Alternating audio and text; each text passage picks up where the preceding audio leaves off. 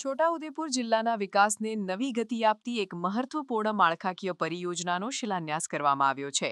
કેન્દ્રીય માર્ગ પરિવહન અને રાજમાર્ગ મંત્રી નીતિન ગડકરી દ્વારા બોડેલી ખાતે રાષ્ટ્રીય ધોરીમાર્ગ 56 રૂ જબુગામથી ધામેશા સુધીના 38.29 કિલોમીટર લાંબા માર્ગને ચાર માર્ગીય એટલે કે ફોરલેન બનાવવાના કાર્યનો પ્રારંભ કરાવવામાં આવ્યો હતો.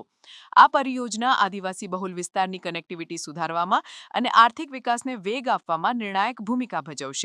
આશરે 957 કરોડ રૂપિયાના અંદાજિત ખર્ચે નિર્માણ થનારી આ પરિયોજના હાઇબ્રિડ એન્યુઇટી મોડ હેઠળ હાથ ધરવામાં આવશે. આ પ્રોજેક્ટ અંતર્ગત જબુગામથી શરૂ થઈને નસવાડી તાલુકાના ધામેશિયા ગામ સુધીના માર્ગને પહોળો અને અત્યાધુનિક બનાવવામાં આવશે.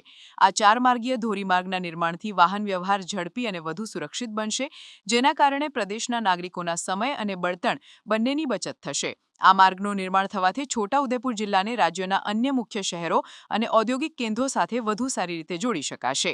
સુધારેલી માર્ગ સુવિધાથી સ્થાનિક કૃષિ ઉપજો, ઉદ્યોગો અને વેપાર વાણિજ્યને બજાર સુધી પહોંચવામાં સરળતા રહેશે, જે સમગ્ર વિસ્તારના સામાજિક આર્થિક ઉત્થાનમાં મદદરૂપ સાબિત થશે.